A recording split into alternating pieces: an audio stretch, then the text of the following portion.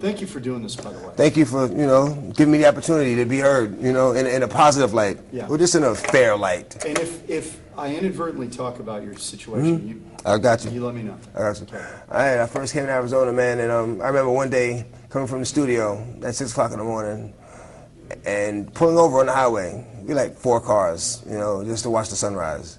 And it was at that point that I fell in love with Arizona. I said, you know what, this has to be God's country. You know, because I'd never seen anything as beautiful as that sunrise. Then I met the devil in God's country. You know, and it's not so much who, it's what, you know, what happens and the things that the devil does. It's not so much a person, even though he acts through people. You know, you can't call one person the devil. Joe Arpaio? You know, you can't call any one person the devil. You can't do that because no one person has enough power to be the devil.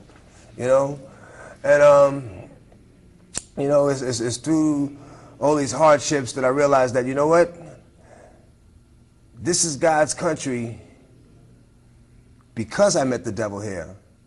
Because if I hadn't met the devil here, I wouldn't realize I was strong enough to overcome the obstacles that the devil would place in my path.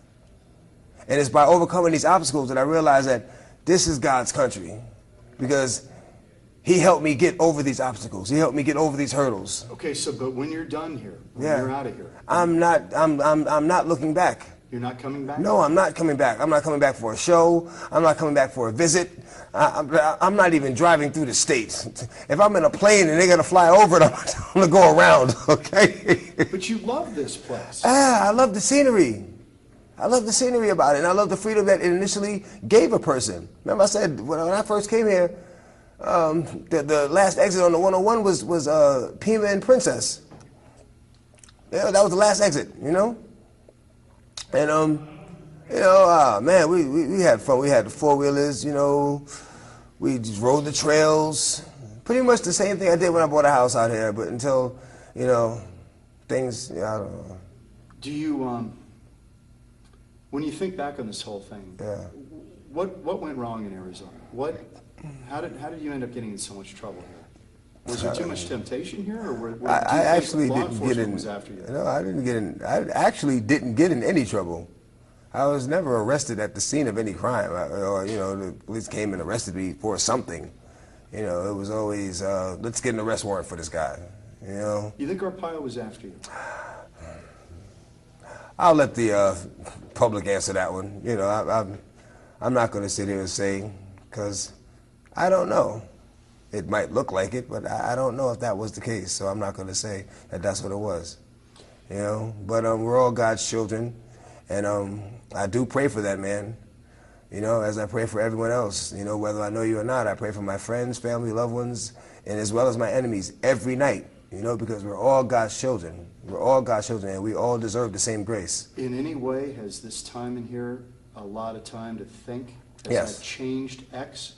Yes, it has. It has. It has. It has gotten me closer to my true calling on life, closer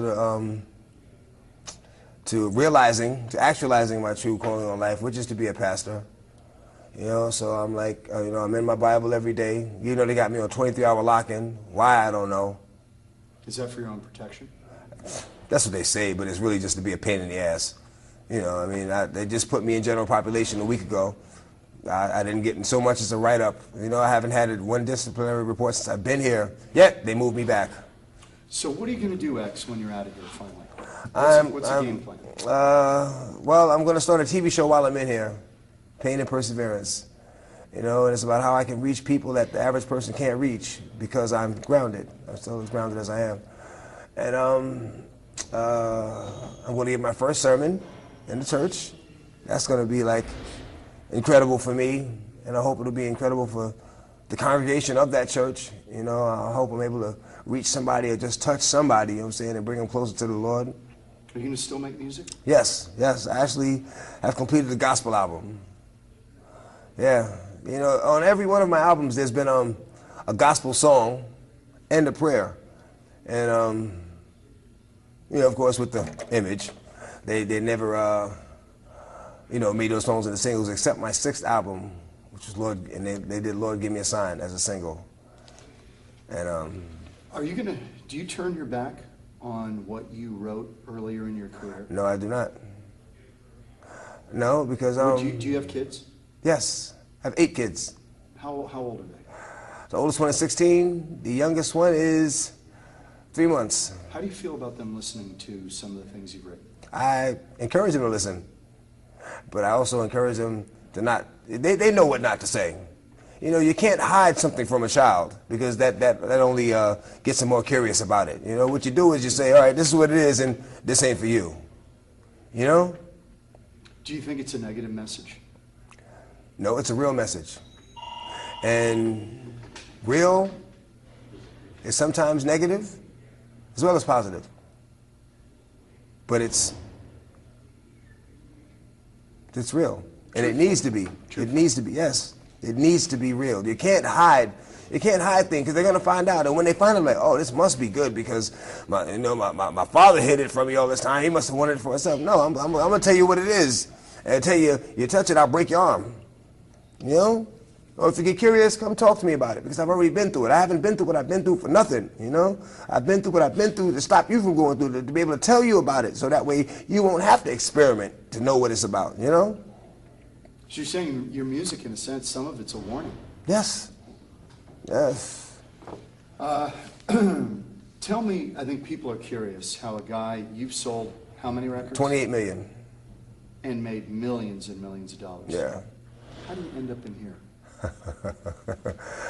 I think everyone who's watching knows how I ended up in here. I don't know if they do.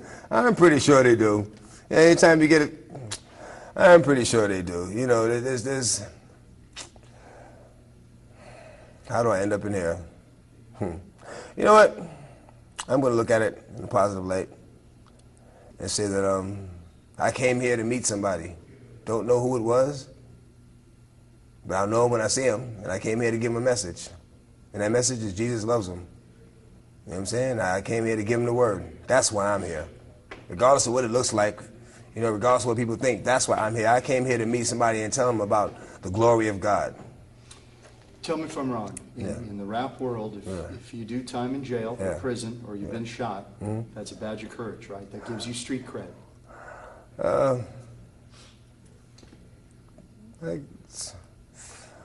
Not really. I mean, I guess in any world, you know, it has people like, ooh, you made it. You know, that's like surviving something that a lot of people didn't survive.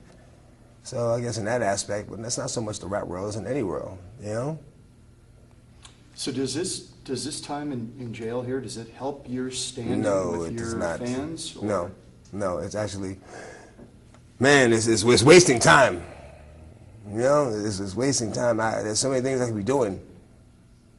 But then again, I am doing what I'm supposed to be doing. Just a little bit of time. And it's not going to be long.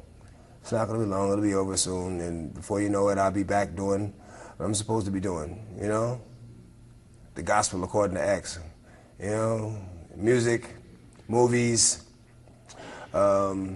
speaking to people, you know. Have you talked to guys in here who don't have the opportunities that you've had and will have when you get out? There are guys in here who really don't have a lot going on. I mean, they've got a tough road ahead when they get out of here. They're not going to have movies, and they're not going to have TV shows. They're not going to sell records. Have I talked to them about what? Have you tried to help them? I give positive advice. I try to get them to look into themselves to see what they're good at, because we all have a talent. So I try to get them to look at themselves, and I try to explain to them, you don't have to do that, because there's no such thing as an old drug dealer. You know, there's no old players. You know, there's no old gangsters. You know, so I give them something to think about. You know, and there's so many other things that you could do, but you know, people do what they want to do, and I'm not their father, so I just tell them, you know, the best thing I can tell them at that particular time and hope they get into it, you know. But I always tell them that Jesus loves them.